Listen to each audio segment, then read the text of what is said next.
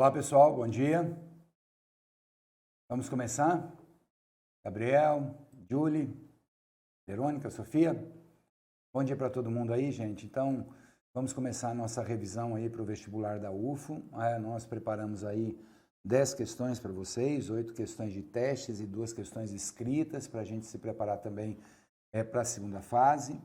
E vamos seguir essa metodologia. A gente vai lendo aqui as questões, eu vou respondendo alternativa por alternativa, e qualquer dúvida, vocês estão à vontade aí para imediatamente dar dúvida, me perguntar, porque a dúvida de um, como eu sempre digo, pode ser a dúvida de outro, e através de uma dúvida a gente pode falar alguma coisa que não está presente aqui na revisão, porque não dá para colocar todos os temas na revisão, e às vezes até a dúvida leva a gente acertar ou passar perto de uma questão para o vestibular da UFO. Então, beleza? Vamos lá?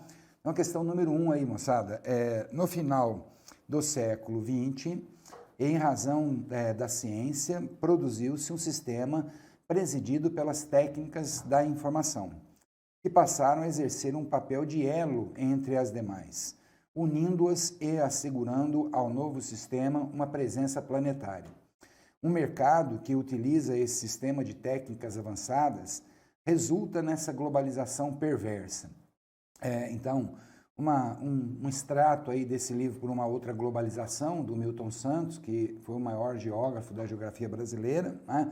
Então, uma consequência para o setor produtivo e outra para o mundo do trabalho, advindas das transformações citadas no texto, estão presentes respectivamente em. Então, em primeiro lugar, eu acho importante aqui a gente fazer um comentário sobre esse assunto da globalização, antes propriamente da gente entrar nas alternativas aí apresentadas.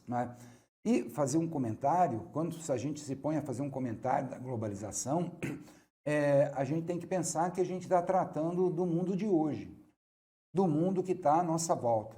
Vocês são uma geração desse processo de globalização, porque, com certeza, muitos de vocês já aprenderam as primeiras letras em teclados de computador, brincando em teclados de computador, e vendo a diferença daqueles símbolos, às vezes até sem saber que aquilo realmente eram letras.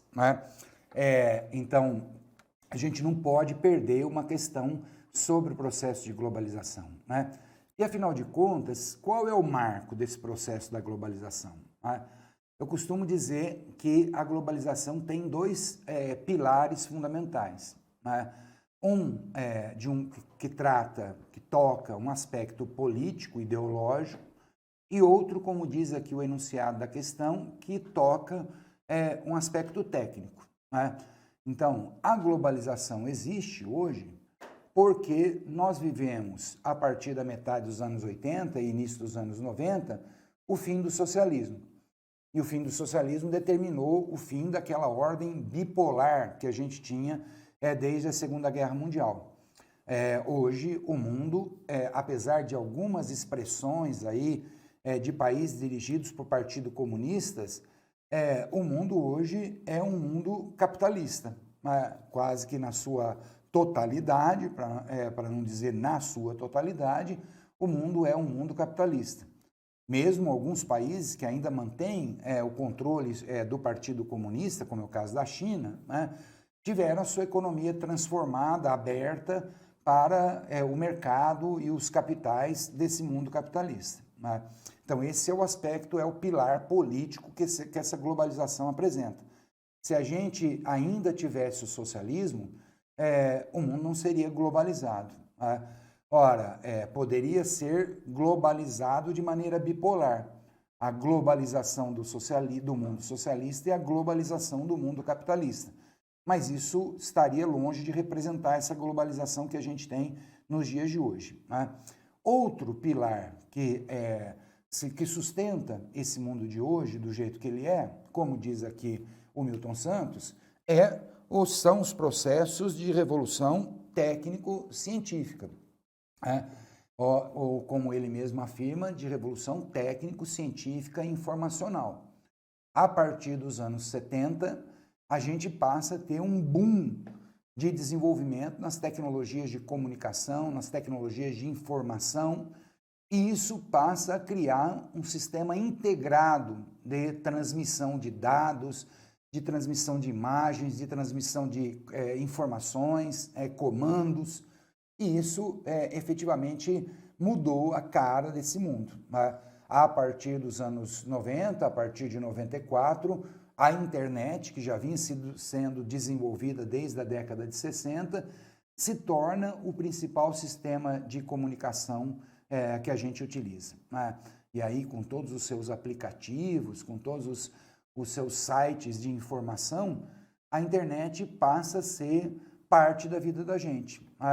É difícil para uma geração que hoje está na casa dos 7, 8 anos, e que já vive conectada, é difícil para essa geração imaginar um mundo sem a internet. Como talvez foi difícil, como com certeza foi difícil para a minha geração imaginar um mundo sem energia elétrica. Então, esse mundo de hoje, a cara desse mundo de hoje é a cara desse processo de integração.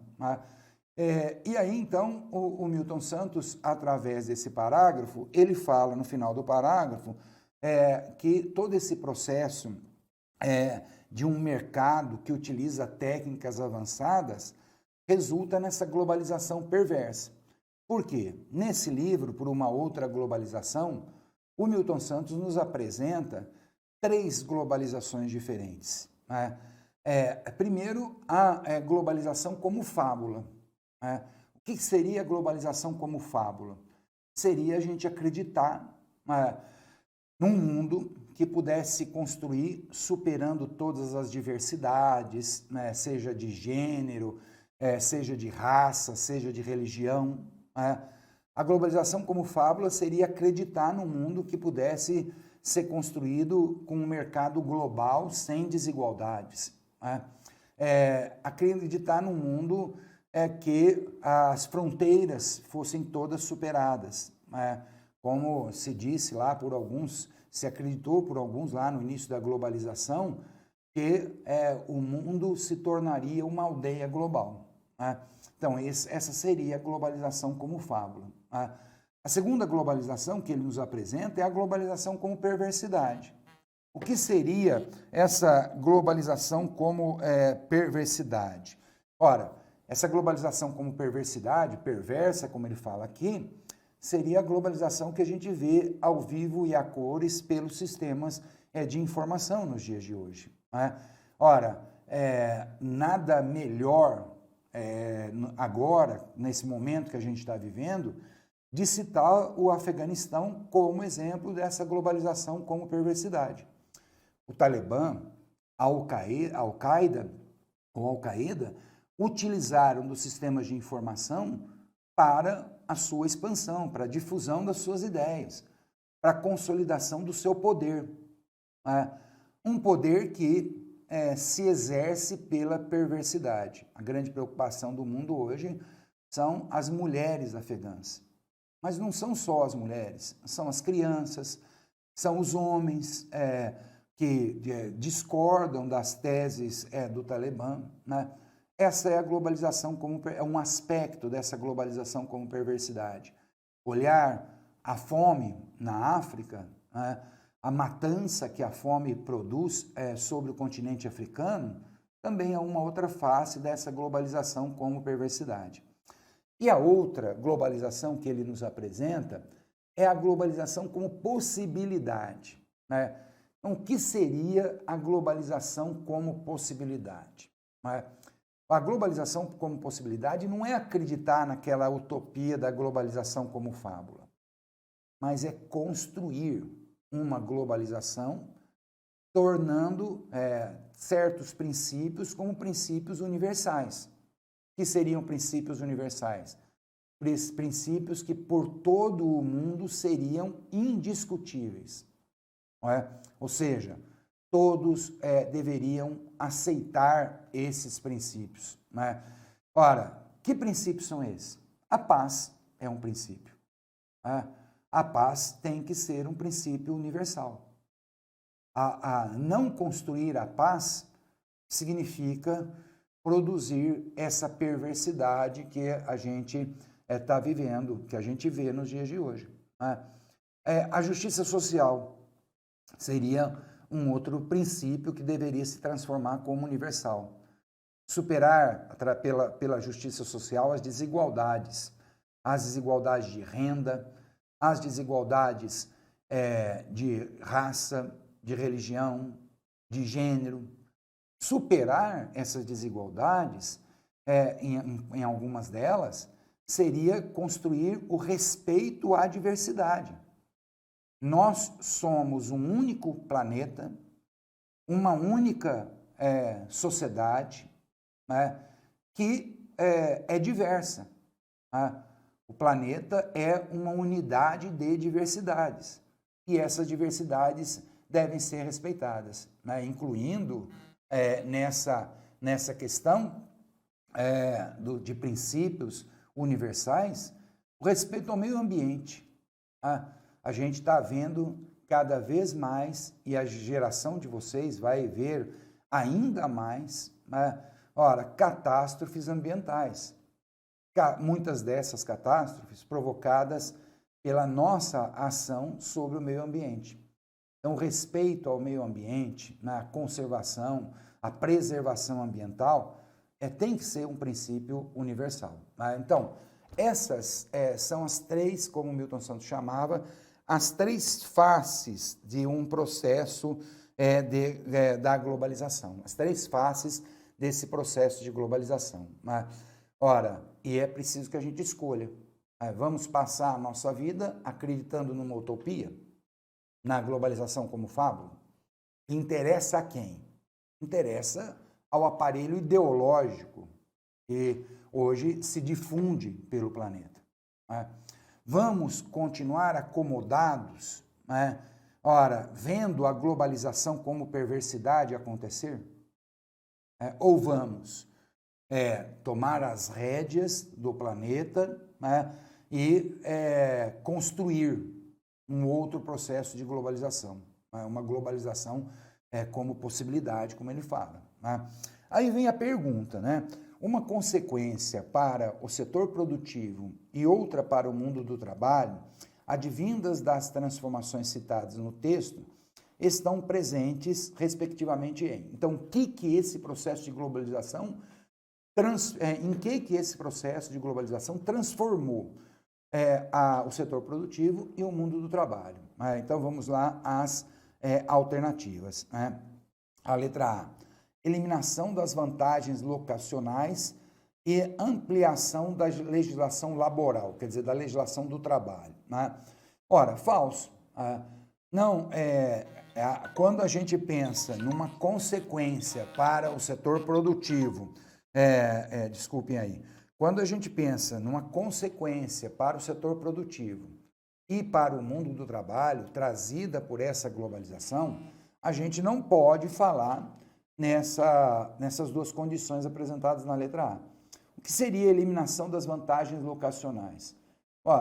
Vantagens locacionais são aqueles aspectos que determinados espaços oferecem para atrair determinados setores da atividade produtiva. E essas vantagens locacionais não foram eliminadas, né? Elas desapareceram ou se reduziram em alguns lugares que antes apresentavam grandes concentrações industriais, mas, surgiram em outros que são favoráveis agora a receber indústrias por um processo de desconcentração industrial. Então, não podemos falar em eliminação de vantagens locacionais. Também não podemos falar em ampliação da legislação do trabalho. Pelo contrário, a globalização no mundo do trabalho tem produzido uma redução da legislação do trabalho, sob o argumento de que o custo da mão de obra é um empecilho para o desenvolvimento da atividade produtiva. Muitos países eliminam conquistas dos trabalhadores, cortam férias, cortam, no caso brasileiro, o 13º salário. Existem todas essas propostas no Congresso Nacional para serem votadas, na chamada reforma trabalhista. ganhos, alguns até falam no fim do salário mínimo, né? que é há 60 anos, um piso, né, nacional para muitas categorias, né? Então, ampliação não, falsa, letra A. Letra B, limitação dos fluxos logísticos e fortalecimento das ações sindicais, das associações sindicais. Também falso, né? Limitação dos fluxos, não. O mundo produz hoje, o mundo globalizado produz hoje um aumento nunca visto dos fluxos de transportes, né, dos chamados fluxos logísticos. E também não se tem fortalecimento de sindicatos, pelo contrário, né? Ao eliminar legislações trabalhistas, se tem um enfraquecimento dos sindicatos. Letra C, diminuição dos investimentos industriais e desvalorização dos postos qualificados, dos postos de trabalho qualificados. Também falso, né? Nesse mundo que hoje qualquer espaço pode ser favorável ao desenvolvimento da atividade produtiva, não se tem diminuição de investimentos, tem ampliação dos investimentos industriais, através desse processo de desconcentração, de fragmentação da atividade industrial. Desvalorização de postos qualificados também não. Os processos industriais hoje são cada vez mais automatizados, robotizados, e, portanto, há uma qualificação desses postos, uma valorização desses postos qualificados, né? O que se desvaloriza no mundo do trabalho hoje é o trabalhador técnico, aquele que no mundo fordista fazia atividades repetitivas, né? No mundo toyotista, o trabalhador, quanto mais qualificado, mais valorizado, né? Então, a letra D é a alternativa correta. A consequência para o setor produtivo é a automatização dos processos fabris, né? Robotização e, portanto, redução do uso de trabalho por esse processo de automação e aumento dos níveis de desemprego, né? Esse desemprego do mundo do trabalho, ele tem até sobrenome, eu costumo dizer, né? É o chamado desemprego estrutural. O que é o desemprego estrutural? O desemprego estrutural é um desemprego criado por uma mudança na estrutura produtiva, né? Então, a estrutura produtiva que antes era fordista, com os processos de automação e robotização, passou a ser uma estrutura produtiva toyotista, poupando o trabalho por meio desses processos e, portanto, criando desemprego, né? Então, o desemprego estrutural é um desemprego que não se recupera naquela mesma atividade. Por quê? Porque aquela função naquele processo produtivo desapareceu, foi substituída por um robô. Como é que eu recupero o desemprego? Como é que eu recupero o desempregado estrutural? Através de um processo de qualificação, para que ele possa exercer uma outra atividade que foi criada pelos processos de automação e robotização. Então, a letra D era, então, a resposta correta. Tem uma justificativa pequena dela, né? A expansão da revolução técnico-científica informacional e o desenvolvimento do modelo flexível de produção transformam o processo produtivo por meio da introdução da robotização, ampliando assim, e da automação, né? Ampliando assim o nível de desemprego. Beleza disso, moçada? Dúvidas, questões? Tranquilo? Vamos lá? Ora, então, a questão número 2 aí. Os países industriais, para passar para frente, né? Os países industriais adotaram uma concepção diferente das relações familiares e do lugar da fecundidade na vida familiar e social. A preocupação de garantir uma transmissão integral das vantagens econômicas e sociais adquiridas tem como resultado uma ação voluntária de limitação do número de nascimentos, né? Então, vem aí a pergunta. Em meados do século XX, o fenômeno social descrito para o processo europeu descrito contribuiu para o processo europeu de... Então, vejam só, moçada, do que está falando o texto, né? O texto está falando de uma redução das taxas de natalidade determinada, facilitada pelos processos urbano-industriais, né? Então, o texto está falando de uma chamada transição demográfica, né? Então, a transição demográfica é um gráfico mais ou menos com esse tipo de comportamento aqui, né? Ora, em que aqui se tem a taxa de natalidade e a taxa de mortalidade, né? O que é a transição? A transição é a passagem de um período de baixa taxa de natalidade e mortalidade, de baixo crescimento vegetativo, que é a diferença entre a natalidade e a mortalidade, para um outro momento de baixo crescimento vegetativo, pela diferença entre a natalidade e a mortalidade, né? Ora, no meio disso, o que a gente tem? A gente tem um momento de crescimento acelerado daquela população. Então, esse momento aqui é a chamada transição demográfica, né? Nessa transição, como a gente vê, a gente sai de elevadas taxas de mortalidade e natalidade para baixas taxas de natalidade e mortalidade, né? Em alguns casos, esse processo chega até a fazer com que a mortalidade seja ligeiramente maior do que a natalidade, né? Alguns países, como é o caso da Rússia, da Suécia, estão tendo uma população cada vez menor. A população de 2021, do final de 2021, vai ser menor do que a população do final de 2020, né? Bom, por que isso acontece?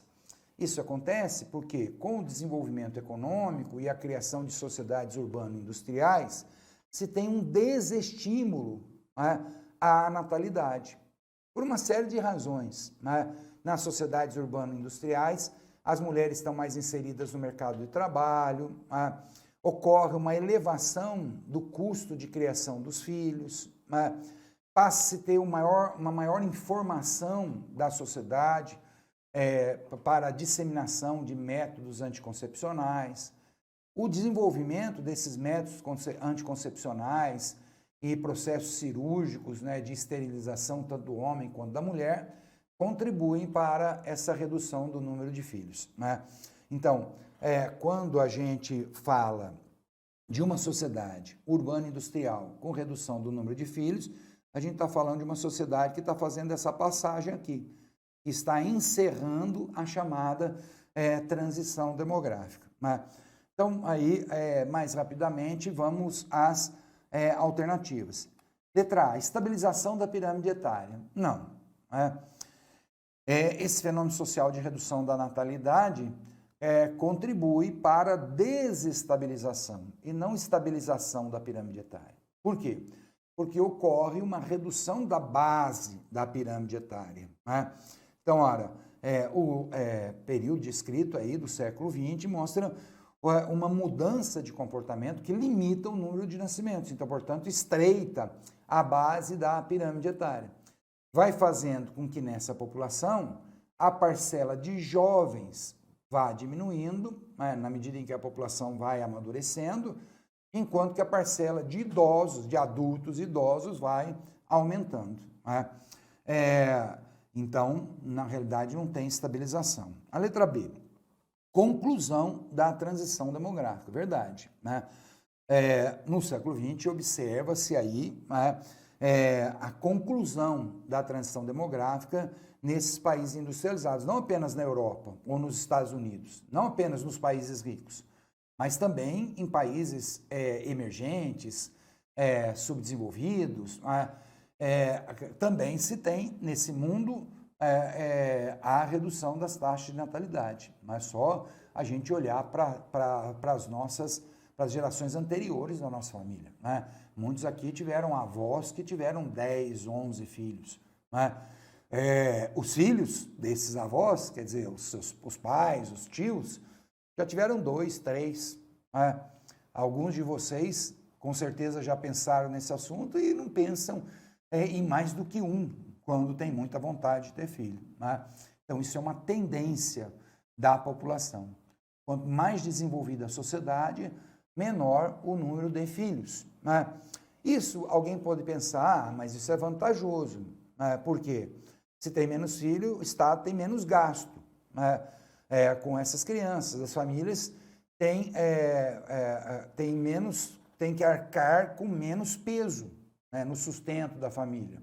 Cuidado ao a gente pensar isso. Porque quando a gente pensa na população em geral, ora, a gente não pode dizer que a redução do número de jovens é uma vantagem, né? Ora, se reduz o número de jovens, de outro lado, aumenta a proporção de adultos e idosos.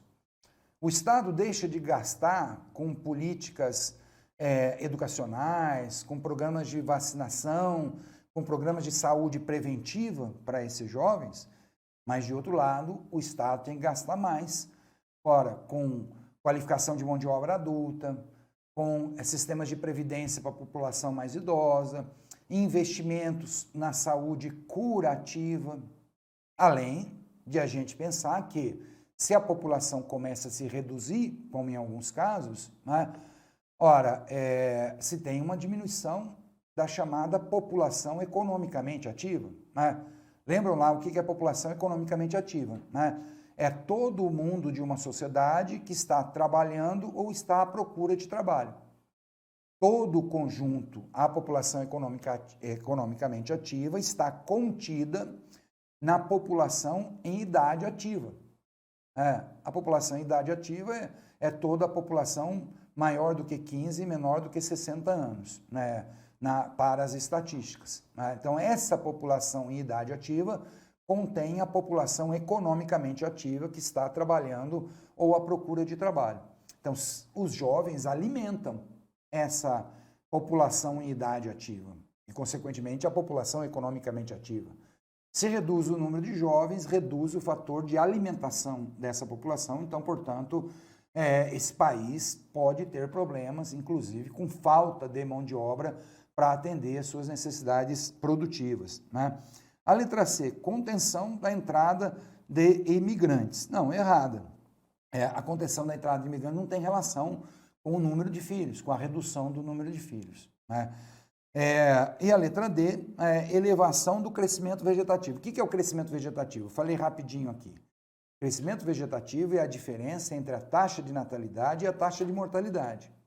Então, se está reduzindo o número de filhos, não está tendo elevação do crescimento vegetativo. Pelo contrário, está tendo uma redução do crescimento vegetativo. Beleza disso? Então, a letra B aí, né, respondia a nossa questão. Tranquilo, moçada? Dúvidas? Lembrando disso? Beleza disso? Só lembrar mais uma coisinha. Quando chega aqui nessa fase de natalidade quase perto da mortalidade, ou às vezes até abaixo da mortalidade, se costuma dizer que essas populações sofrem um inverno demográfico. Essa é a expressão que qualifica sociedades que têm redução da população. Mais uma coisinha, o que fazer para resolver esse problema da redução das taxas de natalidade? Muitos estados têm estimulado a natalidade. Essa é uma medida de longo prazo e que atenua, mas não resolve o problema. Por quê? Estimular a natalidade, dando bônus para casais que tenham mais filhos, por exemplo, como é o caso da França, como é o caso do Japão, da Suécia, né? Ora, estimular a natalidade não vai fazer com que a natalidade cresça num ritmo exponencial. Então, portanto, não resolve o problema da redução do número de jovens. Alguns casais vão achar atrativo esses bônus e vão ter mais filhos, mas muitos outros não vão querer saber disso, né? Vão continuar com a opinião de ter poucos filhos ou nenhum filho, né? Ora, uma outra medida é atrair imigrantes. Por quê? Ora, o imigrante, quando ele chega legalizado, ele contribui para a economia, ele paga impostos, né? E, portanto, agrega recursos à economia que pode ajudar o Estado a fazer políticas de saúde curativa, programas de previdência, etc. Ora, e o imigrante é mão de obra. O imigrante chega em idade ativa e, portanto, ele também ajuda a reduzir, a minimizar os problemas da falta de mão de obra que essas sociedades passam a apresentar. Beleza disso?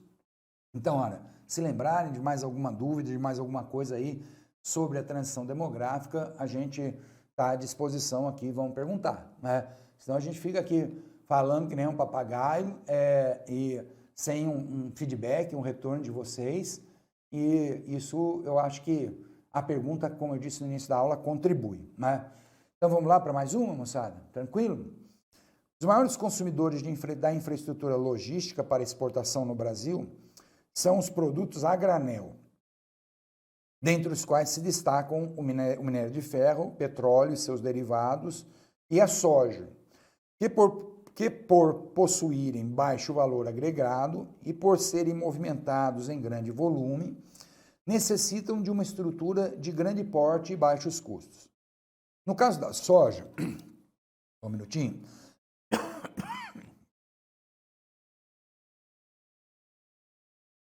No caso da soja, a infraestrutura deixa muito a desejar, resultando em enormes filas de navios, caminhões e trens, porque por ficarem grande parte do tempo ocioso nas filas, tem o seu custo majorado, aumentado, onerando fortemente o exportador, afetando sua margem de lucro e ameaçando nossa competitividade internacional, né? Então, no contexto do século XXI, uma ação para solucionar os problemas logísticos da soja apresentada no texto seria, né? Então vejam só, essa questão dos transportes é uma questão muito importante quando a gente pensa o Brasil, né? Por quê? Como ele fala aqui no texto, né? Ora, onerando fortemente o exportador, tendo seu custo aumentado, né? Afetando a margem de lucro e ameaçando nossa competitividade internacional. Quando ele fala isso, ele está falando numa coisa que a gente chama de custo Brasil. O que é o custo Brasil? É o custo financeiro que a gente tem para colocar o nosso produto no mercado internacional. Várias coisas afetam esse custo Brasil. A elevada carga tributária afeta esse custo Brasil, né? A distância da produção em relação ao mercado mundial desses produtos que são exportados, né? E nessa distância, a gente pode falar na infraestrutura de transporte que a gente tem para colocar o nosso produto no mercado mundial, né? Como diz o texto, nós somos um grande exportador de produtos a granel, o que é uma infelicidade da nossa parte. Por quê? Produtos a granel, quer dizer, produtos primários, não manufaturados, têm baixo valor no mercado internacional. E mais do que isso, tem muita flutuação no mercado internacional. Então, isso coloca o nosso produtor, né, à mercê dessas flutuações. Ora, o preço está alto, quando o preço está alto, ele é estimulado a plantar mais, mas se ele planta mais, o preço cai, né? Se ocorre uma super safra no mercado, o preço tende a cair, e o preço caindo, ele não dá conta de pagar os investimentos que ele fez naquela super safra que ele colheu. Enfim, essa característica das nossas exportações, de serem exportações de produtos primários, é ruim para o nosso país, né? Ora, o que seria o ideal? O ideal seria que esses produtos primários fossem transformados pela atividade industrial em produtos manufaturados, em produtos industrializados. Por quê? Ora, a transformação agrega valor ao produto a granel, né? E, portanto, isso seria muito bom para as nossas receitas de exportação. A gente poderia multiplicar as nossas receitas de exportação. Esse produto a granel, além de ter todos esses problemas da dependência dos preços no mercado internacional, ele tem um custo muito grande para ser colocado nesse mercado. Por quê? Porque além da distância dos centros produtores do mercado internacional, em relação ao mercado internacional, a gente tem uma infraestrutura de transporte muito ruim para colocar esse produto nesse mercado. Quando a gente fala da soja, ora, mais de 90% dessa produção de soja é escoada por caminhões. Ora, o Centro-Oeste e algumas áreas do Sul são grandes produtores de soja, principalmente o Centro-Oeste. E, ora, essa produção, então, tem que sair do Centro-Oeste e chegar até o nosso litoral para ser embarcada e ser destinada ao mercado mundial. Isso é um problema, porque transportada por caminhões, ocorre perda pela demora no transporte, os caminhões não conseguem transportar não tem uma grande capacidade de carga pela própria estrutura característica do transporte rodoviário. Há muita perda, né? Qual de nós não viajou atrás de um caminhão carregado de soja, recebendo na frente do carro aquela cortina de grãos de soja que vai sendo despejado pelas estradas, né? Então, isso é perda, que é contabilizada no custo do Brasil, né? Bom, além de uma dependência muito grande pelo transporte rodoviário, a gente tem a nossa estrutura portuária muito débil, deficiente. Isso por uma característica do nosso próprio desenvolvimento. Nós nunca fomos estimulados e estimulamos o desenvolvimento, a melhora da estrutura portuária. Na década de 70, num programa criado pela ditadura militar chamado Segundo Plano Nacional de Desenvolvimento, se teve alguns investimentos na estrutura portuária. Mas, ora, a gente tem milhares de quilômetros de litoral. E temos nesse litoral alguns portos que não chegam a mais de uma dezena de portos plenamente capacitados para fazer esse escoamento da nossa produção com rapidez. Ora, além da debilidade da estrutura portuária, a gente paga caro para realizar as nossas exportações. Por quê? A nossa indústria naval não é uma indústria grandemente desenvolvida. Então, portanto, a maior parte dos navios graneleiros que realizam esse transporte são navios de outros países. E, portanto, a gente paga um frete elevado para muitas vezes deslocar esses navios, atravessando todo o Atlântico até chegar aos nossos portos. Então, tudo isso influencia nesse chamado custo Brasil. Então, é preciso ter na nossa política de transportes um desenvolvimento dos sistemas de transportes nacionais, para que a gente possa colocar com mais rapidez o nosso produto lá no porto. E também um desenvolvimento, uma melhora, uma qualificação da estrutura portuária. Os nossos portos são pouco automatizados, robotizados. A gente utiliza uma grande quantidade de mão de obra para fazer embarque e desembarque dos navios. Isso implica numa demora desses navios. E se o navio demora para ser embarcado ou desembarcado, outros navios ficam na fila para entrar nesses atracadouros e também poder realizar a mesma operação. Então, é preciso a gente ter uma política de transportes que construa, como a gente sempre fala, e é uma palavra importante para a gente pensar em transporte. Então, uma política de transporte que construa uma intermodalidade. Uma questão de transporte sempre vem, ou na grande parte das vezes, vem essa expressão, intermodalidade. O que é a intermodalidade? É a capacidade de se articular de maneira eficiente diversos sistemas de transportes. Então, um exemplo, a nossa produção de soja tem que sair de caminhão, porque o sistema ferroviário não chega até no campo onde produz soja. Mas, ora, se a gente tivesse um sistema ferroviário que integrasse o território com uma malha densa, né? Ora, esse caminhão poderia andar 100, 200 quilômetros e chegar num terminal ferroviário e desembarcar essa carga num vagão de trem que tenha capacidade, um só vagão, de transportar vários caminhões. Né? Ou então, esse mesmo caminhão subir, ser colocado sobre uma plataforma ferroviária que pudesse ser deslocada, que pudesse deslocá-lo parado em cima dessa plataforma ferroviária por centenas de quilômetros. Né? Ora, essa malha ferroviária podia ter como destino a proximidade de uma hidrovia. Né? E ora, com sistemas de embarque e desembarque, esse container ou esse caminhão colocado sobre o trem poderia ser colocado em cima de uma barcaça.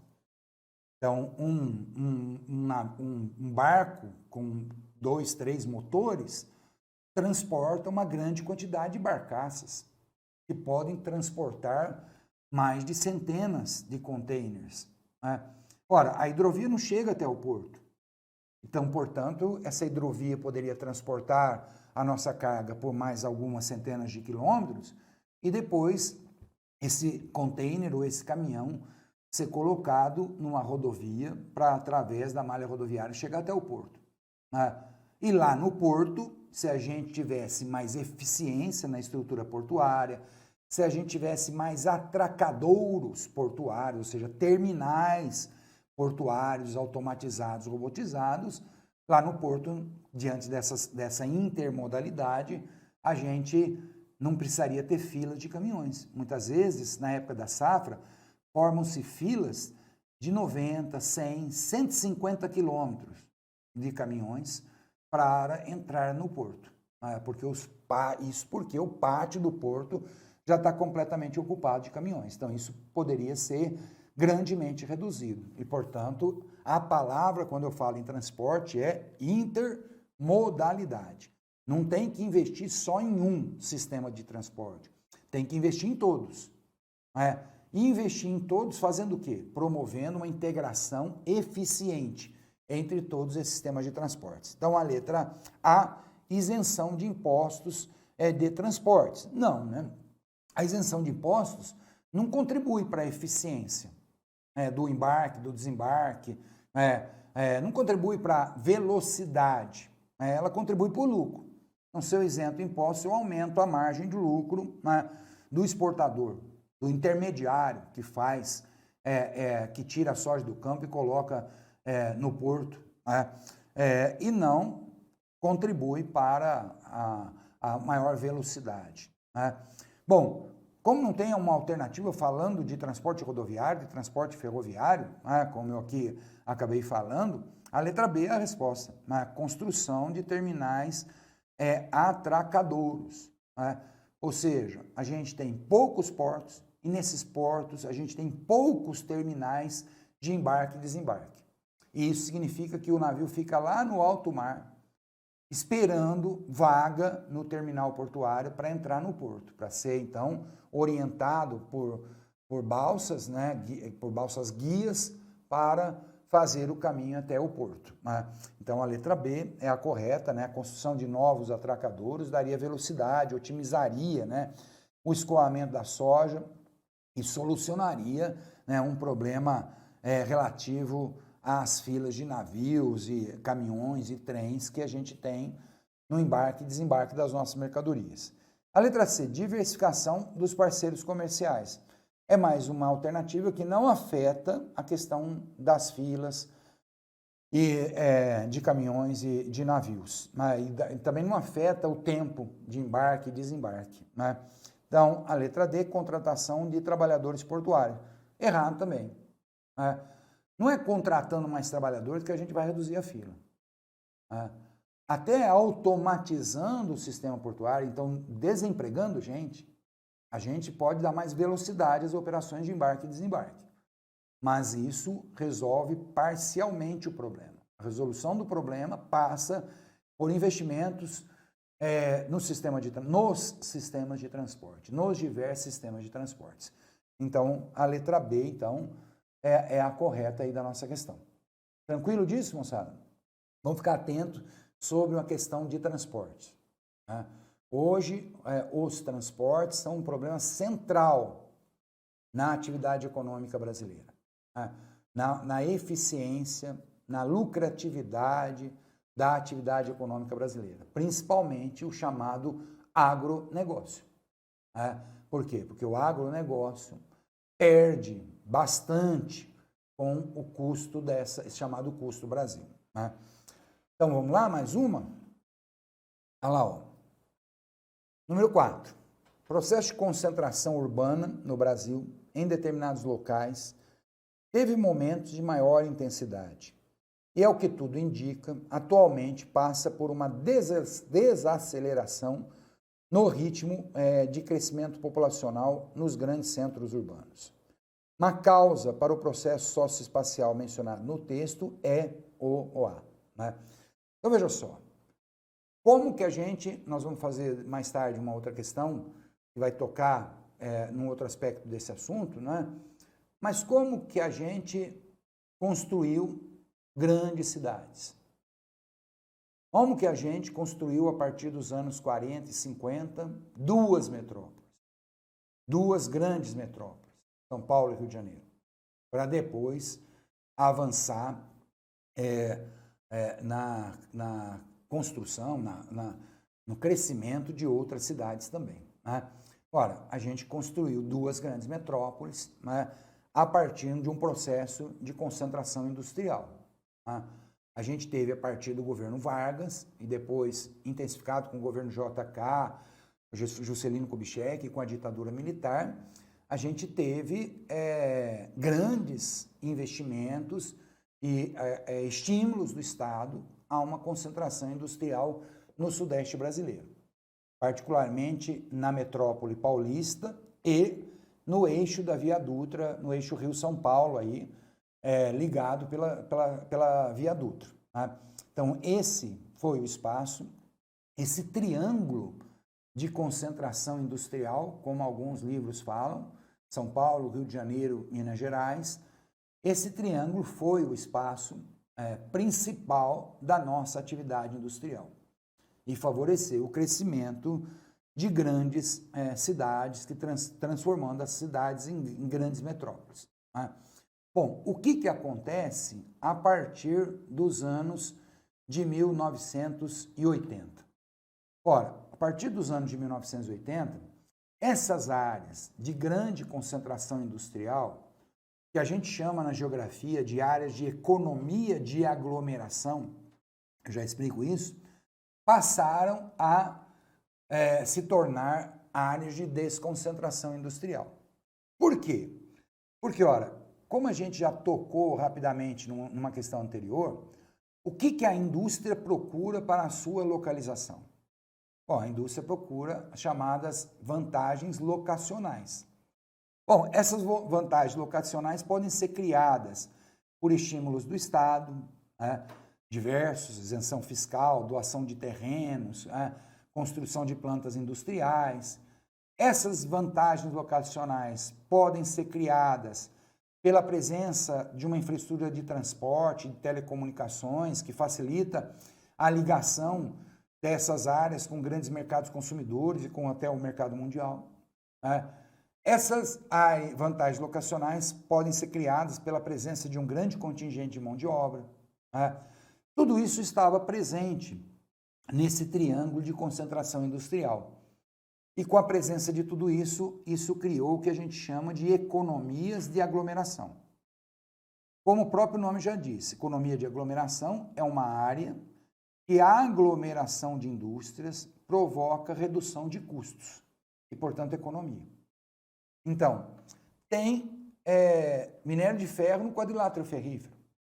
Então, é vantagem a instalação de uma companhia siderúrgica em Volta Redonda. Por quê? Volta Redonda está ligada por uma malha rodoferroviária ao quadrilátero ferrífero. E, portanto, pode transportar minério de ferro lá, para, junto com carvão importado pelo sistema portuário do Rio de Janeiro, transformar ferro e carvão em aço, né? Ora, então, isso é a vantagem locacional, isso é a economia de aglomeração, né? Ou seja, a proximidade do minério de ferro reduz custos da produção siderúrgica. A presença daquela produção siderúrgica estimula a presença de uma indústria de autopeças, né, que vai abastecer uma indústria automobilística. Então vejam só, eu estou naquele espaço aglomerando indústrias. Quanto maior a aglomeração, menores os custos dessas indústrias. Mas veja só, eu vou aglomerando indústrias naquele espaço, até que chega um momento que aquilo que era economia se transforma em deseconomia. Ou seja, aquilo que apresentava, aquela área que apresentava a redução de custos, começa a apresentar elevação de custos. Por várias razões, né?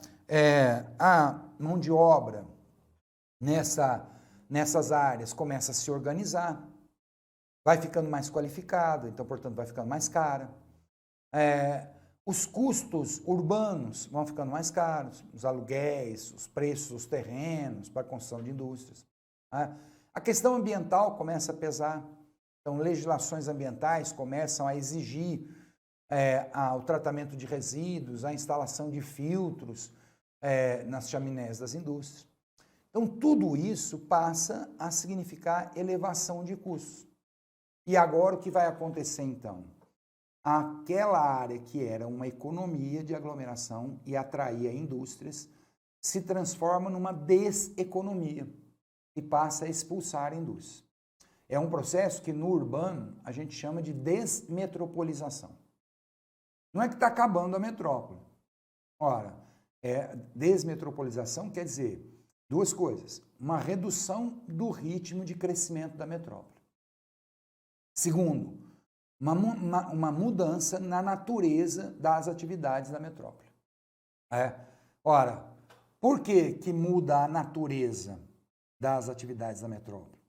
Porque antes a metrópole era uma área de produção.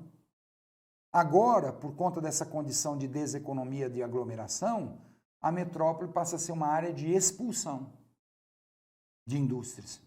Então, expulsa a indústria, mas fica o quê? Ora, fica a atividade de comando das indústrias, a atividade de financiamento dessas indústrias, a atividade de produção de tecnologia para essas atividades industriais. Então, por isso que se fala uma mudança de natureza da atividade da metrópole. Antes, a natureza da atividade era produção. Agora, a natureza da atividade da metrópole é comando, financiamento, inovação. Lógico que antes a produção estava junto com o comando, com o financiamento, com a inovação. Mas a produção era o que evidenciava a característica da metrópole. A produção era o que contribuía para o crescimento da metrópole. Agora, a produção sai por um processo de desconcentração industrial. Para onde essa produção vai? Bom, vai para cidades médias do interior do Sudeste, então sai das metrópoles para ir para o interior dos estados. Vai para metrópoles de menor tamanho de outras regiões fora do Sudeste. Vai também para cidades médias e pequenas de outras regiões. Então passa a ter um processo de desconcentração industrial. Então ele fala ele pede na questão, né, uma causa para o processo socioespacial mencionado no texto. Né? Bom, carência de matérias-primas, errado. Né? Ora, a diminuição do crescimento urbano nesse processo de desmetropolização não tem relação com as matérias-primas, com a questão, com a carência ou com a abundância de matérias-primas. Né? A letra B, errada. Degradação da rede rodoviária. Né? Ora, a degradação da rede rodoviária, quando existe, né, quando faltam investimentos na rede rodoviária, não é um fator que impede o crescimento populacional. Né?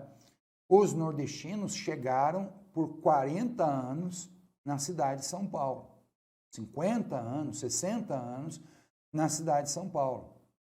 Enfrentando o quê? Enfrentando rodovias esburacadas, enfrentando condições de transportes inadequadas, o chamado pau de arara, né? Era o caminhão que transportava na carroceria dele dezenas de pessoas. né? Então, eles continuaram, apesar de todos esses entraves, eles continuaram chegando. Então, a letra B está errada, né? A letra C, aumento do crescimento vegetativo. Não, né? Quando a gente fala em crescimento econômico, industrialização, a gente não tem aumento do crescimento vegetativo. A gente já discutiu isso numa outra questão. A gente tem redução do crescimento vegetativo. Então, a letra D é a correta, né? Ora, qual é o fenômeno socioespacial que vem enfraquecendo, vamos dizer assim, esse processo de metropolização, de concentração urbana? É a realocação da atividade industrial.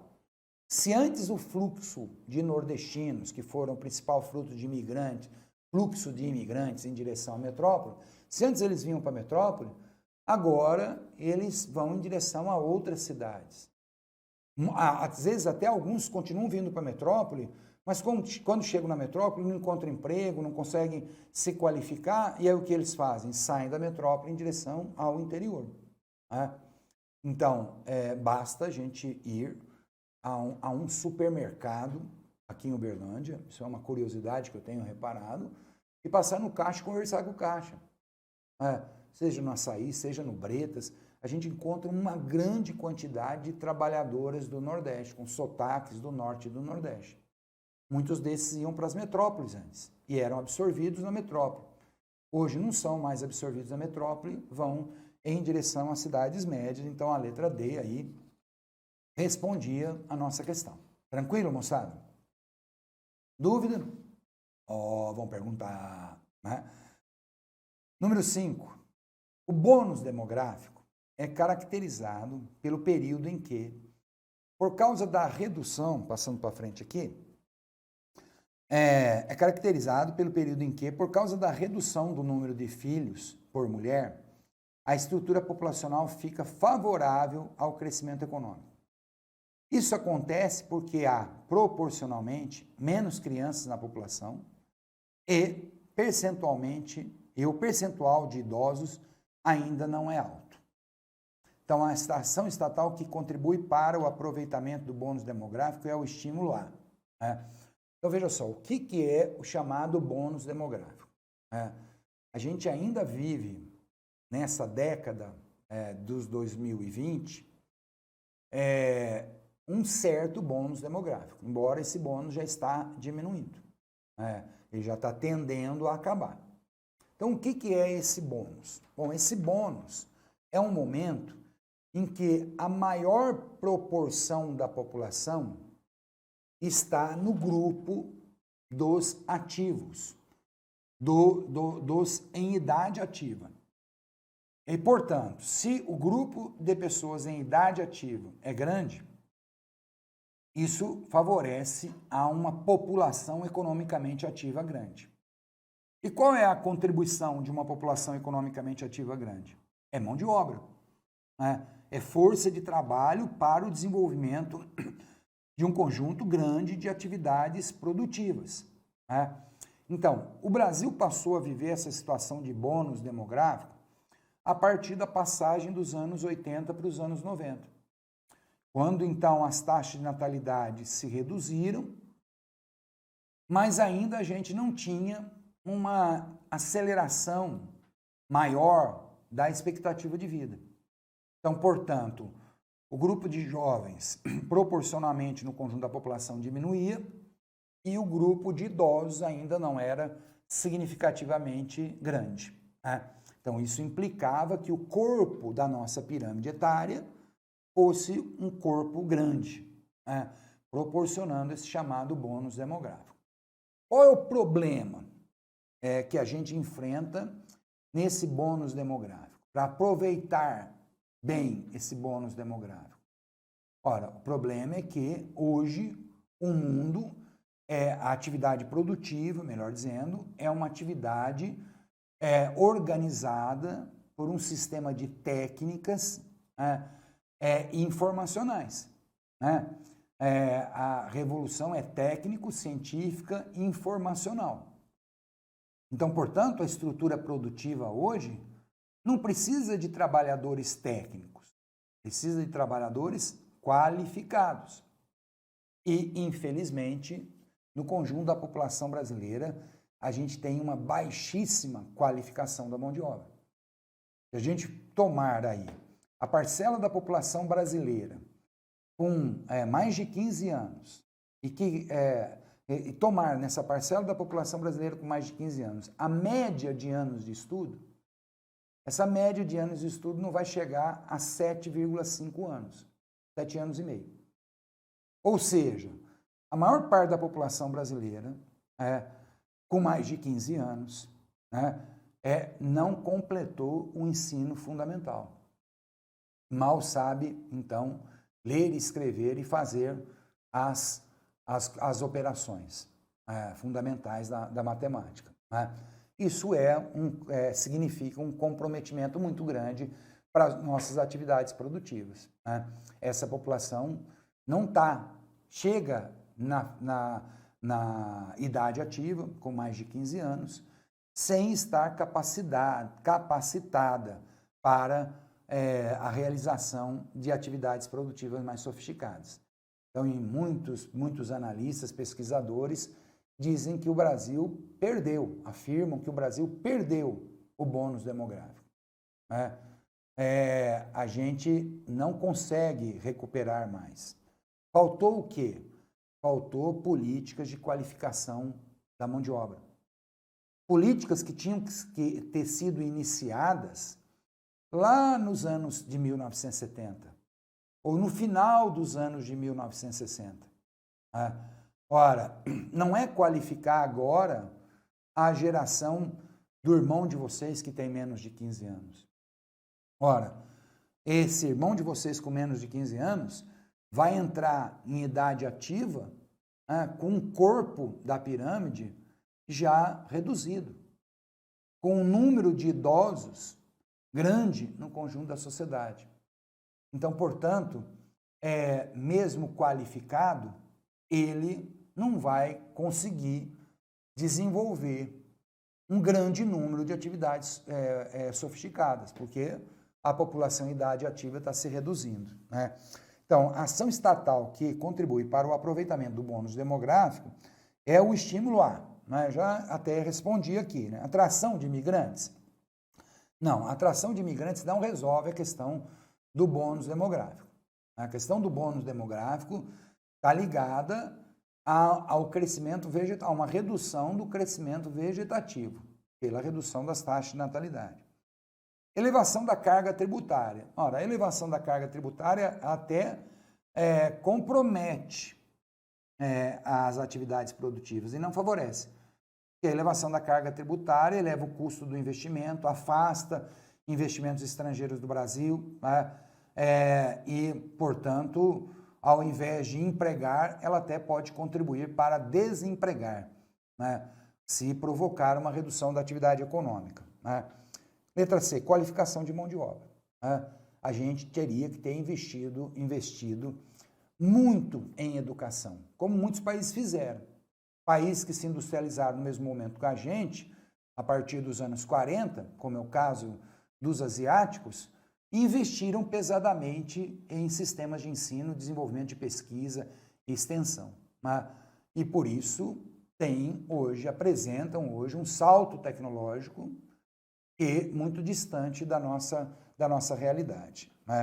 Então, a letra C respondia aí a admissão de exilados políticos, assim como a atração de imigrantes, a admissão de exilados não tem relação com o texto, como alternativa para o aproveitamento desse bônus demográfico. Só um minutinho. Então, letra C é a resposta, moçada, beleza? Mais uma questão ligada à transição demográfica. Aonde que aparece na transição demográfica esse bônus demográfico? No momento em que a gente está terminando a transição demográfica e começando aquele momento de redução cada vez mais aproximado das taxas de natalidade. É naquele momento, do final da transição demográfica, que um país pode aproveitar esse bônus demográfico. Tranquilo? Então, o número 6 aí, moçada. A fome passar para frente, não é um problema técnico, pois ela não se deve à falta de alimentos, porque a fome convive hoje com as condições materiais para resolvê-lo.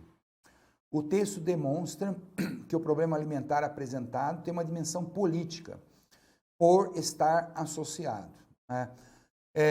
Então, veja só, hoje a produção de grãos é insuficiente para atender a alimentação da população mundial? Moçada? Não é, né?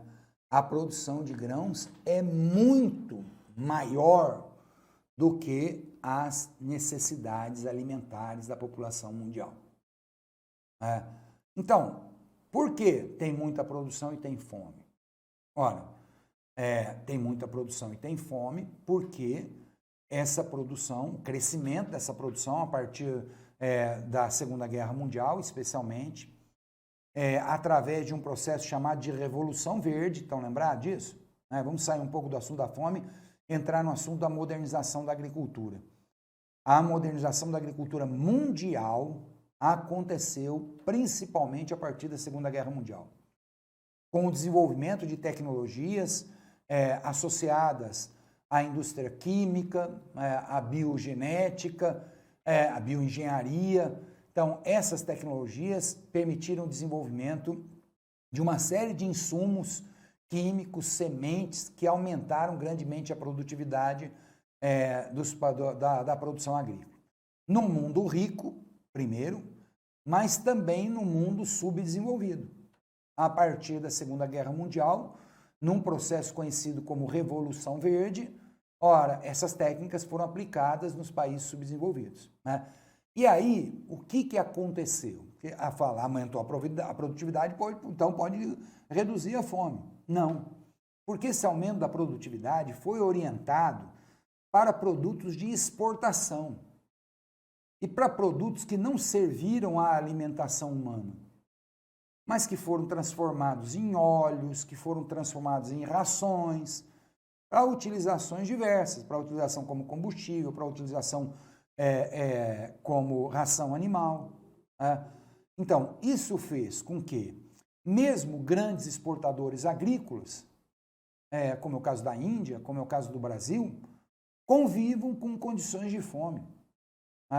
Por quê? Porque a sua agricultura principal, o seu agronegócio principal não está voltado para a ampliação da produção da cesta básica alimentar.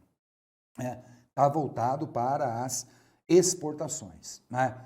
Um outro fator que contribui para ainda piorar as condições de fome, né, é a questão da desigualdade de renda no planeta.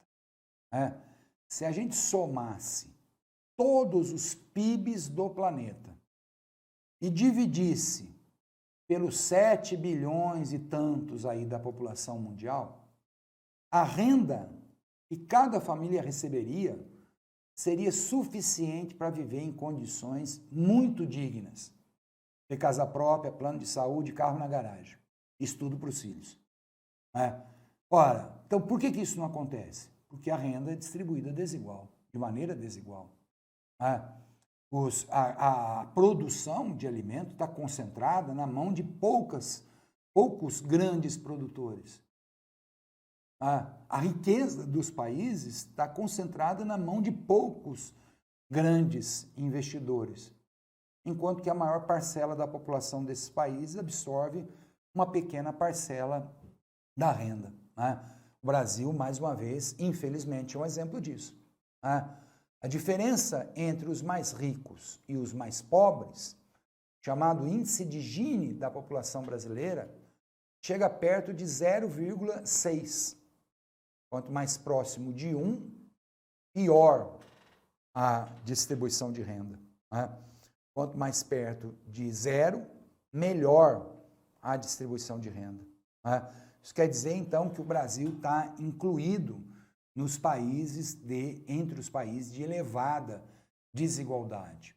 Se a gente transformar isso numa proporção, a gente tem uma diferença de mais de 25 vezes entre os 10% mais ricos e os 40% mais pobres da população. Quando a gente pega a Suécia, por exemplo, a diferença não passa de 5 vezes.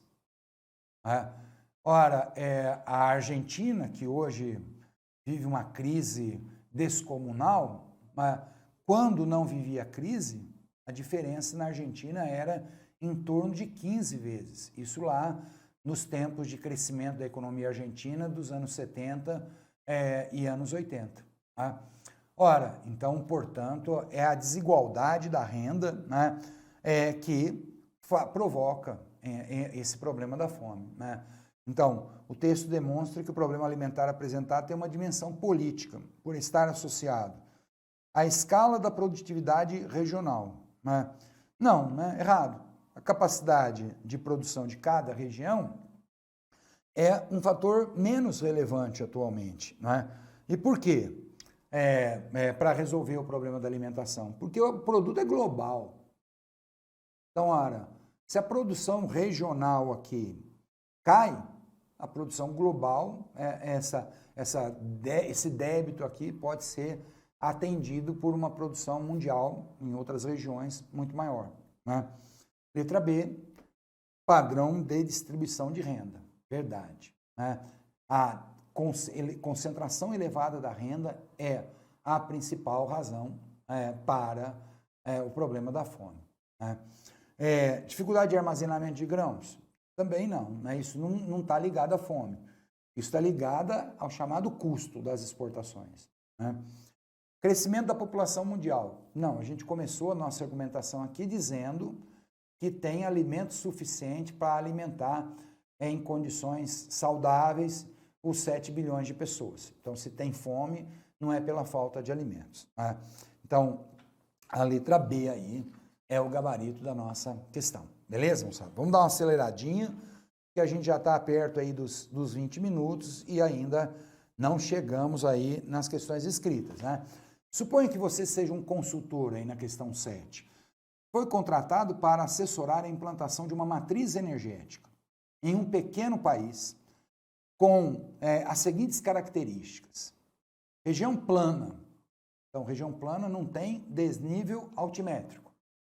Se não tem desnível altimétrico, isso inviabiliza qual a produção de energia? A energia hidráulica. Para ter energia hidráulica, eu tenho que ter recursos hídricos, né? Para produzir hidroeletricidade, eu tenho que ter recursos hídricos e desníveis altimétricos, para ter queda d'água, né? Embora as tecnologias aí de produção de eletricidade, de construção de usinas tenham se aprimorado, mas ainda é preciso a queda d'água para a transformação de energia potencial em energia cinética, lá nas turbinas dos motores, né? Região plana, chuvosa e com ventos constantes, dispondo de poucos recursos hídricos e sem reservatório de combustíveis fósseis. Se não tem reservatório de combustível fóssil, então tem que importar. Isso encarece a utilização de petróleo, de carvão para a produção de eletricidade, né? Ou para a produção de energia de uma maneira geral. Então, se você fosse um consultor, né, de acordo com as características desse país, a matriz energética de menor impacto e risco, no caso aí faltou um S, riscos ambientais, é a baseada na energia. Dos biocombustíveis, por ter menos impacto ambiental e maior disponibilidade. O que impede, para vocês consultores de energia, a utilização dos biocombustíveis? Ele falou logo no início, né, da descrição de um país. Um país pequeno, um pequeno país. Para produzir biocombustíveis, eu tenho que ter áreas agrícolas para a produção de matrizes vegetais aí utilizadas na produção desses biocombustíveis. Solar, devido ao relevo, a extensão territorial e os recursos naturais disponíveis. Tem uma coisa que ele falou no enunciado que impede a utilização da energia solar. O país é chuvoso, né? Com ventos constantes. É chuvoso e com ventos constantes. Se é chuvoso, tem nuvem. E se tem nuvem, dificulta a transformação da radiação solar em células fotovoltaicas em energia, em eletricidade, né? Hidráulica, devido ao relevo, a extensão territorial do país e os recursos naturais disponíveis. Não, falou que tem poucos recursos hídricos, tem relevo plano, então não pode ser energia hidráulica, né? Eólica, pelas características do país e por não gerar gases do efeito estufa nem resíduos de operação, né? Verdade. Qual o impacto que a energia eólica tem? Ela tem um impacto ambiental, né? Visual, sonoro. Esses aerogeradores produzem barulho, né, na captação do vento, na movimentação deles com o vento, né? E além de significar uma paisagem, né, não natural no conjunto das paisagens aí, né? Então, campos de aerogeradores provocam impactos aí nessa modificação, né, pelo homem do espaço natural. Mas, num país plano, com muito vento, ora, chuvoso, com pouco recurso hídrico, a energia eólica é a energia que apresenta as melhores condições para a sua utilização. É uma outra questão que a gente tem que ficar atento, né? Por quê? Porque a gente está vivendo um momento de déficit hídrico, de elevação dos preços da energia elétrica, nós estamos vivendo aí a bandeira vermelha, né, na nossa conta de energia, de necessidade de acionamento de usinas termoelétricas para abastecer as nossas necessidades de eletricidade. Então, portanto, esse quadro pode ser favorável para estimular aí o elaborador da prova a produzir uma questão sobre a questão energética no Brasil, tá certo? E não é só no Brasil. Os Estados Unidos também vivem, o sudoeste americano, o oeste dos Estados Unidos, vive também uma crise hídrica muito grave, né? E isso traz impactos ambientais grandes, né? Encarece o preço da energia, exige uma maior utilização da energia, no caso dos Estados Unidos, da energia nuclear para a produção de eletricidade. Então vamos ficar atento aí, porque essa questão energética é uma questão muito atual e que pode, então, vir aí na nossa prova, aí nas nossas provas da UFO, nesses finais de semana, né? Tranquilo, moçada? Beleza? E aí, por fim, a de número 8, né? Aqui. A economia mundial ficou muito pequeno aí no slide, mas vocês têm o texto, né? A economia mundial influencia outros setores da sociedade. Sobre esse tema, considere as seguintes alternativas. Então, vamos pensar aí um pouco sobre toda a organização da economia mundial desse mundo capitalista nos dias de hoje. O atual modelo assumido pela economia mundial coloca países subdesenvolvidos e desenvolvidos em um mesmo patamar socioeconômico e cultural. Não, né, gente? Isso ganhava um Fusca quem marcasse verdadeiro essa afirmativa, né? Ora, existe uma disparidade muito grande, né? E nos dias de hoje aumentada entre países desenvolvidos e países subdesenvolvidos. Eu costumo dizer para os meus alunos, quando a gente era, para vocês então, né? Mas para todos os meus alunos, quando a gente era uma economia agroexportadora e a Inglaterra era uma economia industrial, a diferença entre nós e a Inglaterra era apenas uma máquina a vapor. Quando nós passamos a nos industrializar e os Estados Unidos agora produziam tecnologia, a nossa diferença já aumentou nesse momento. Mas a tecnologia que os Estados Unidos produzia, a gente aplicava nas nossas indústrias. E era uma tecnologia eletromecânica. Então, não era uma tecnologia tão sofisticada, né? Eram equipamentos que, às vezes, um alicate, um fio de arame resolvia algum problema deles. Motores, né? Como muito se dizia do Fusca, né? Não precisava se carregar no Fusca ferramentas sofisticadas. Bastava ter uma chave de fenda, um alicate e um pedaço de arame que às vezes poderia se resolver um problema no motor do Fusca, né? Ora, hoje nós continuamos sendo industrializados e a diferença é a tecnologia da fibra ótica. Os países desenvolvidos, então, né, têm o controle da tecnologia dos sistemas de telecomunicações, da fibra ótica, das transmissões digitais, enfim, de um sistema informacional de tecnologias. E, portanto, a diferença entre nós e eles aumentou ainda mais. Então, não pode falar em um mesmo patamar socioeconômico, cultural, né? Número 2, a presença da rede McDonald's em países como a Índia e a China mostra a eficácia dos modelos de consumo oficiais difundidos pela ruptura das barreiras comerciais. Sim, acabou o socialismo, a primeira coisa que se implantou em Moscou foi um McDonald's, né? E adaptado aos gostos da população russa, né? Por quê? Porque essa é a marca do capitalismo, né? Essas marcas levam à ideologia de consumo de uma sociedade capitalista. É óbvio que um consumo, como a gente já discutiu em outras questões, que não é para todos, né?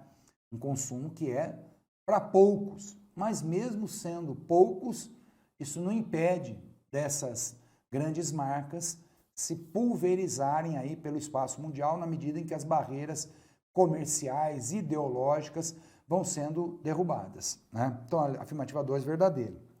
3. Cuba é um dos poucos países do mundo ocidental que se mantém fora do circuito mundial do comércio, da informação e da comunicação. Embora, na atualidade, se verifiquem algumas mudanças na participação cubana nesses setores. Essa afirmativa é verdadeira, né? Ao contrário da Coreia do Norte, que é um regime comunista completamente fechado, Cuba tem muito das suas atitudes e políticas autoritárias, arbitrárias, ainda. Mas a partir do fim da União Soviética, Cuba teve que buscar outras fontes de financiamento para a sua economia. E aí alguns setores da economia passaram a ser abertos ao capital estrangeiro, principalmente o setor de turismo foi aberto ao capital estrangeiro, né? Importações, por exemplo, de carros passaram a ser permitidas, né? Antes as importações de carros os carros vinham só da União Soviética. Hoje você anda pelas ruas de Havana ou de outra cidade de Cuba e você já encontra carros japoneses, carros chineses, carros franceses, né? Então isso passou a ser permitido para quê? Para estimular a dinamização da economia. E mesmo atividades privadas, pequenos negócios familiares, que antes não podiam se realizar, porque tudo era controlado pelo Estado, agora esses negócios podem acontecer, né? Restaurantes, pequenas confecções, né? São atividades aí que podem já acontecer, se estabelecer na economia cubana. Então, 2 e 3 verdadeiros. Número 4, a abertura econômica da China tem sido acompanhada por um acelerado processo de democratização do país. Não. A China é uma economia socialista de mercado, como os próprios chineses se proclamam. O que é uma economia socialista de mercado? Bom, é uma economia que, no seu aspecto político, continua sendo socialista. Ou seja, controlada pelo Partido Comunista Chinês, com todo o autoritarismo desse Partido Comunista Chinês.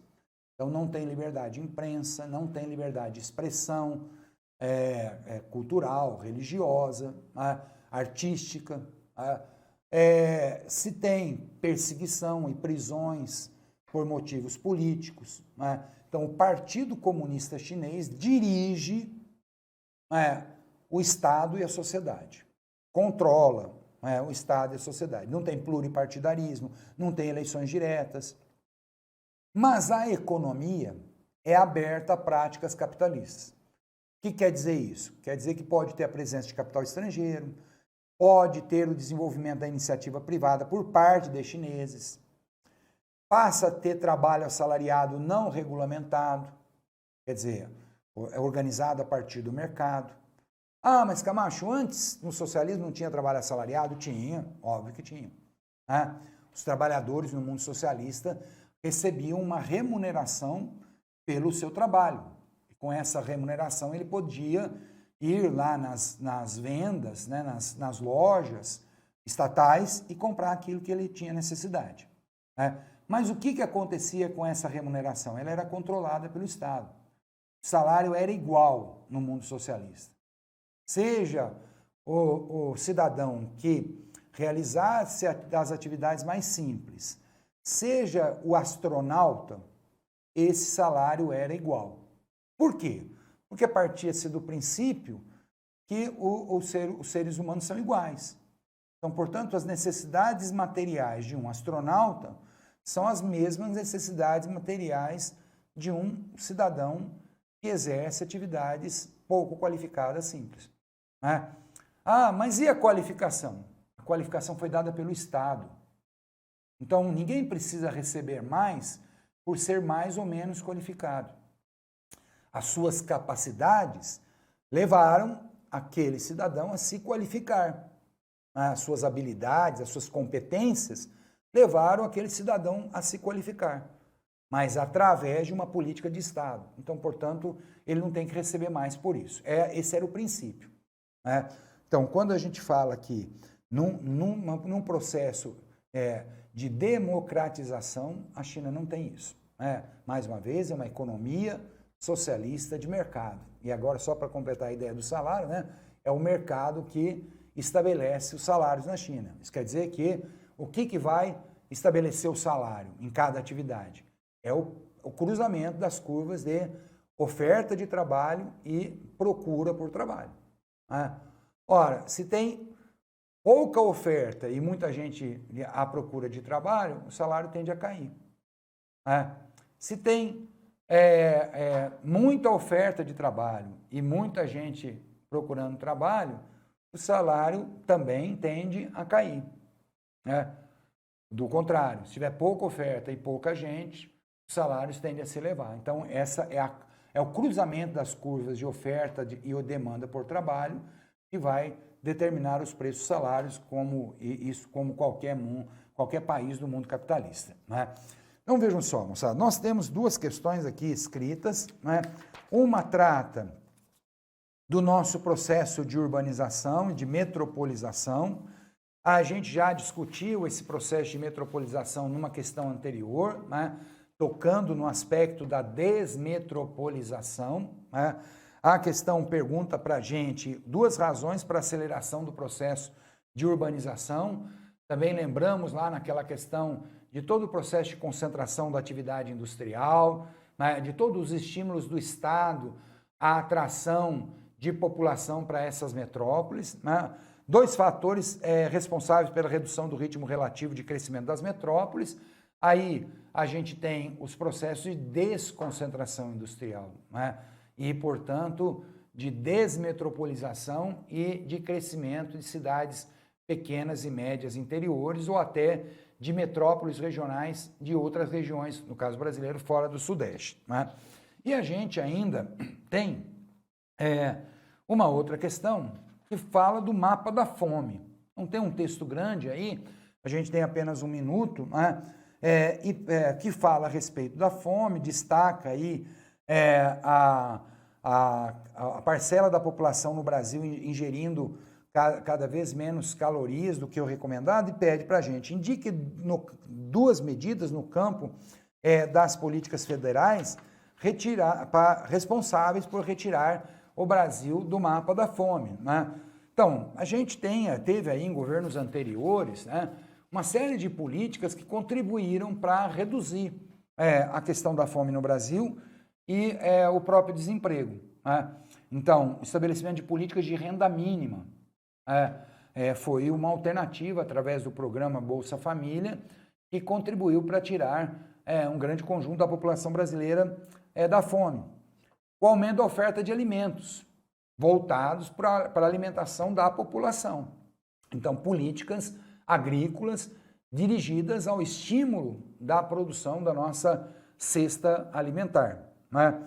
Aumento da renda dos mais pobres, ou seja, políticas de distribuição de renda, né? Ora, seja através do aumento do salário mínimo maior do que a inflação, né? Seja através de reformas nos impostos sobre a renda, né? Que passem a cobrar mais dos mais ricos e menos dos mais pobres. Isso seriam políticas que contribuiriam muito para a redução das condições de pobreza, né? As políticas de alimentação, né? O caso da merenda escolar, né? Escolas de tempo integral, em que a criança recebe o café da manhã, o almoço, o lanche da tarde e ainda uma pequena refeição para a criança se deslocar até a casa no final da tarde, né? E, enfim, transparência nas políticas de combate à pobreza, né? E por que transparência? Para evitar a corrupção, fazer esse dinheiro chegar efetivamente nas famílias mais pobres, né? Muitas vezes a política ela é bem intencionada, mas para o recurso chegar, sair do governo federal e chegar ao conjunto da população, muitas vezes esse recurso passa por tantos intermediários e cada um cobra o seu preço e quando ele chega lá na população esse recurso está completamente minimizado, está completamente diminuído, é insuficiente para garantir condições de alimentação e combate à fome, né? Então, moçada, são essas questões aí que eu preparei para vocês, para a gente aí revisar o nosso programa. É óbvio que é muito pouco tempo para a gente falar de um conteúdo do semestre todo. Eu priorizei alguns aspectos. Qualquer dúvida aí, a gente está à disposição. Muito obrigado, tá certo? Abração para todo mundo e muita força aí no vestibular.